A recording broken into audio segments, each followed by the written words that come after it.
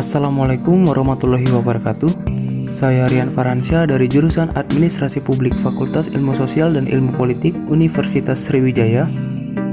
Pada video ini saya akan berbicara mengenai penerapan atau implementasi wawasan Nusantara di bidang ekonomi.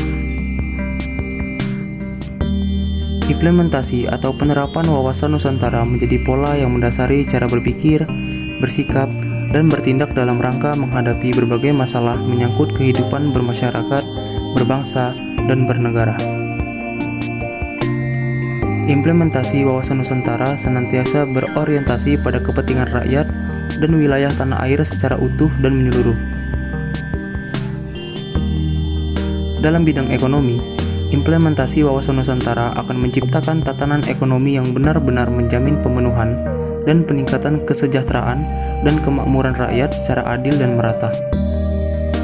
Di samping itu juga mencerminkan tanggung jawab pengelolaan sumber daya alam yang memperhatikan kebutuhan masyarakat, antar daerah secara timbal balik, serta kelestarian sumber daya alam itu sendiri.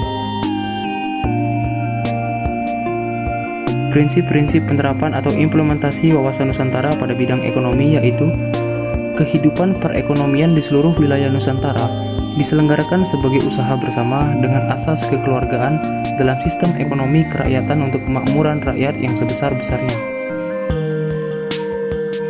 Yang kedua, tingkat perkembangan ekonomi harus seimbang dan serasi di semua daerah tanpa meninggalkan ciri khas yang dimiliki oleh tiap-tiap daerah dalam pengembangan kehidupan ekonominya. Yang ketiga, kekayaan di wilayah Nusantara, baik potensial maupun efektif, merupakan modal dan milik bersama bangsa untuk memenuhi kebutuhan di seluruh wilayah Indonesia secara merata.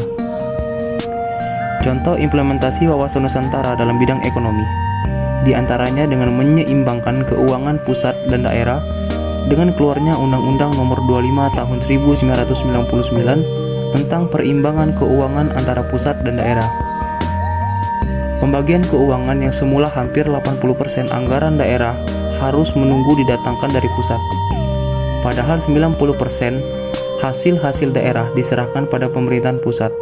Kini ada undang-undang tersebut diubah menjadi: yang pertama, hasil kehutanan, pertambangan umum, dan perikanan 20% untuk pusat dan 80% untuk daerah. Yang kedua, hasil biaya perolehan hak atas tanah dan bangunan 20% untuk pusat, 80% untuk daerah. Yang ketiga, hasil pajak bumi dan bangunan 10% untuk pemerintah pusat dan 90% untuk daerah. Dan yang keempat, hasil gas alam 70% untuk pusat dan 30% untuk daerah. Sedangkan minyak bumi 85% untuk pusat dan 15% untuk daerah.